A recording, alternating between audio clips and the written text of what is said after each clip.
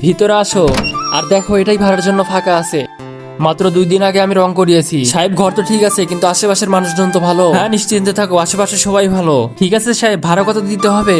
ভাড়া তো আমি মাসে নিব 5,000 টাকা। আর 3 মাসের ভাড়া আমাকে অ্যাডভান্স দিতে হবে, কারণ তোমাকে আমি চিনি না। মাসের অ্যাডভান্স? ঠিক আছে সাহেব, এটা হচ্ছে না আমার ছেলের নাম্বার। আমার ছেলের নাম্বারে ফোন দিয়ে আমার সাথে একটু কথা বলিয়ে দিন। আচ্ছা দাঁড়ান, ফোন দিচ্ছি। এই নাও।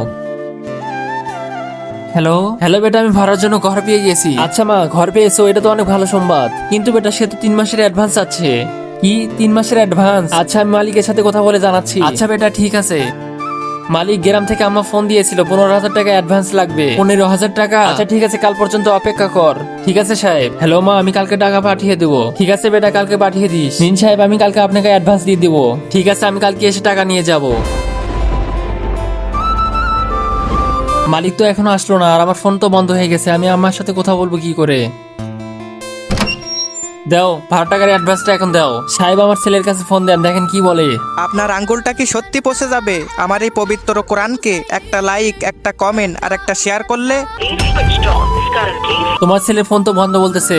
ফোন বন্ধ বলছে? আমার মনে হচ্ছে না টাকা দিবে। তুমি তোমার মালপত্র নিয়ে অন্য জায়গায় ঘর খুঁজো, আমি অন্য কাউকে এই ঘর ভাড়া দিয়ে দিব। সাহেব এখন আমি ঘর কোথায় খুঁজবো আমি জানি না। তুমি তোমার মালপত্র নিয়ে এখান থেকে তাড়াতাড়ি বের হয়ে চলে যাও। আর এই নাও তোমার ছেলের নাম্বার। ভাই আপনার ফোনটা দেয়া যাবে? আমি এক জায়গায় ফোন দিব। ভাই আমার কাছে ফোন নেই। ফোন নেই তাহলে এখন আমি কি করব? ভাই এই নাম্বারে একটু ফোন দেয়া যাবে? ফোন দিব না, এভাবে আমি কাউকে ফোন দিব না। আরে ভাই সাহেব আপনার ফোনটা একটু দেন। আরে আমার কাছে ফোন নেই।